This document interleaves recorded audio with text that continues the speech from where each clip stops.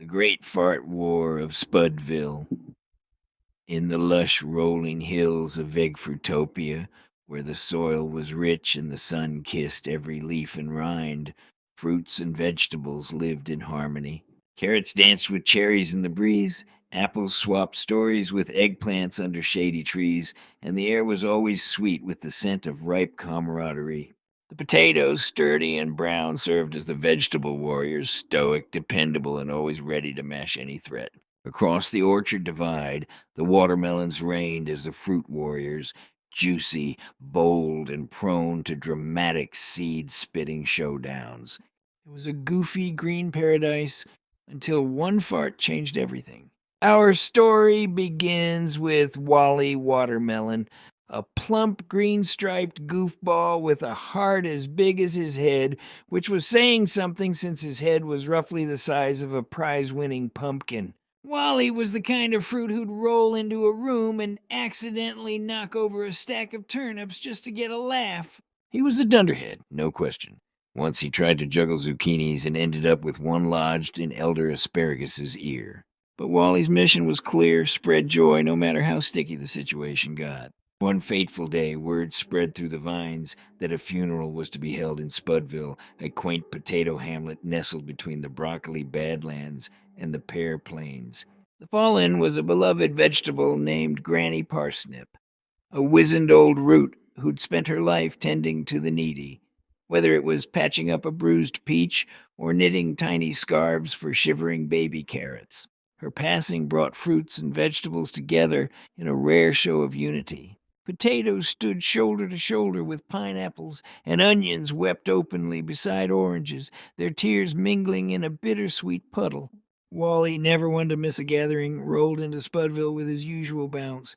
The village was somber, draped in leafy wreaths and potato skin banners. Rows of mourners lined the rutabaga carved pews in the town square, where Granny Parsnip's coffin, a beautifully polished yam crate, rested beneath a canopy of celery stalks. The air was heavy with grief, the kind that made even the rowdiest radishes hush.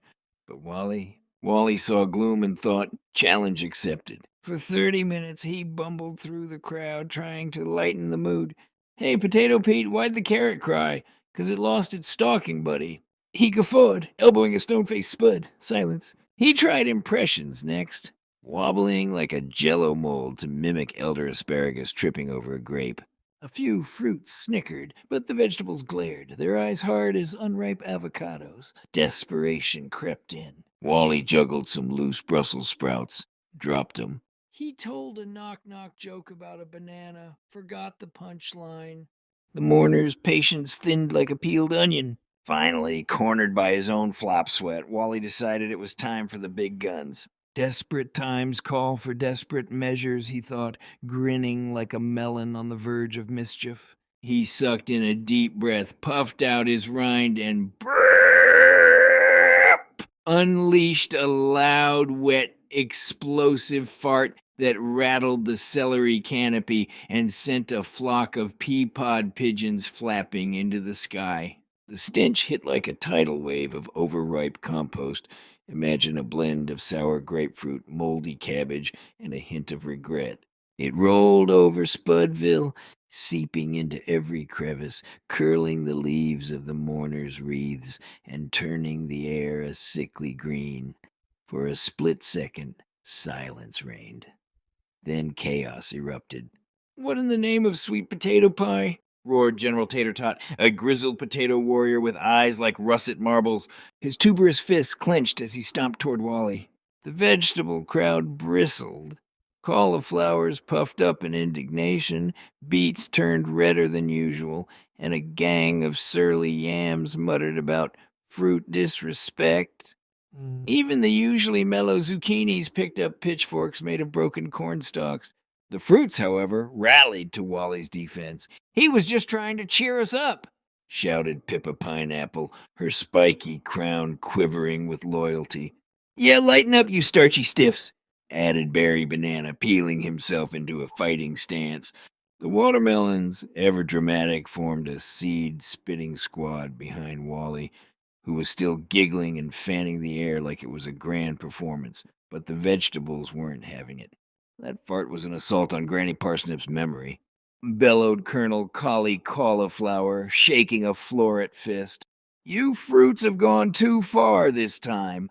The potatoes, fueled by grief and gassy outrage, rolled into formation, their eyes glinting with warlike intent. The fruits, unwilling to back down, puffed out their chests, well, rinds, and prepared for battle. And so the Great Fart War of Spudville began. The first skirmish broke out in the town square. Potatoes lobbed mashed volleys at the fruit lines, splattering Wally with a gooey splat that he wiped off with a chuckle. The watermelons retaliated, cracking themselves open to hurl juicy chunks at their foes. Red pulp rained down, staining the potato warriors like a fruity crime scene.